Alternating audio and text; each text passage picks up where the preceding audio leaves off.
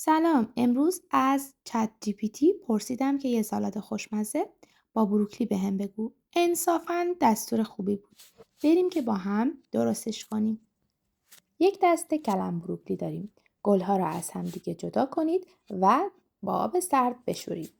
بعد داخل یک ظرف بریزین، به همراه یک کوچولو نمک و آب بذارین تا بپزه.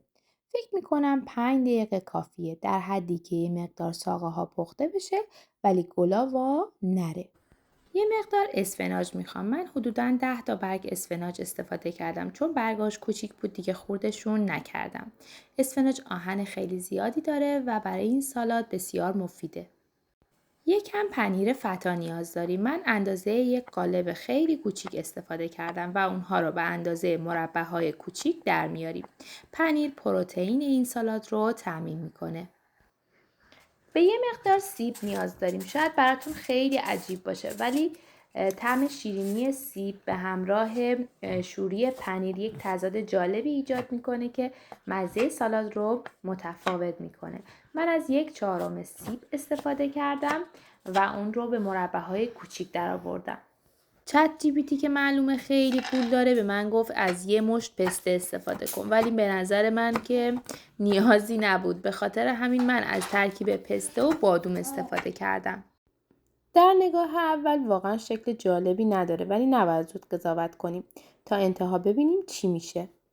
لازمه هر سالادی یه سس خوشمزه است که از نظر من واقعا سسش خوب بود. استاد جون فرمودن که سس رو از ترکیب سرکه بالزامیک، روغن زیتون، سس سویا و عسل درست کنید. من یکم فلفل سیاه هم اضافه کردم. انصافا خوشمزه بود. سس رو به سالاد اضافه کنید و با هم دیگه هم بزنید. سالاد رو توی ظرف مناسب سرو کنید. راستش سالاد شکل خیلی زیبایی نداره، یا اینکه حداقل من بلد نبودم به اون زیبایی جلوه بدم. کاش که چت جی پی تی حداقل یه عکس هم بهم میداد، میگفتش که مثلا اگر اینجوری سرو کنی خیلی قشنگ‌تر میشه. ولی در کل اگر بخوام از مزهش بگم، من واقعا مزهش رو دوست داشتم. به نظرم اگر یک تیکه سینه مرغ هم در کنارش سرو بشه، به عنوان یه وعده کامل میشه خورد و روش حساب وا کرد. این ترکیب شوری و شیرینی سیب و پنیر ترکیب جالبی بود. یا این تیکه های بادوم که روی بروکلی قرار گرفته بود، یه حالت صدای تردی میداد و لذت بخش بود. اگر این سالاد رو امتحان کردید، همون موقع که درست کردین میل کنید، یا اینکه سسش رو همون لحظه استفاده کنید، چون من یه مقدار رو برای همسرم نگه داشتم و اونقدر بعد از چند ساعت دیگه اون خوشمزگی رو نداشت.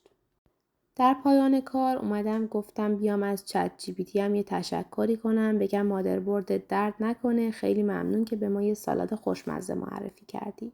و گفتم حالا این سالادی که من خوردم خاصیتش چی بود؟ چه ویتامینایی به بدن من داد؟ جوابای جالبی داد. بروکلی هم کلسیوم داره هم فیبر داره و به سلامت استخوان‌ها کمک میکنه. اسفناج فولاد، ویتامین آ و آهن داره.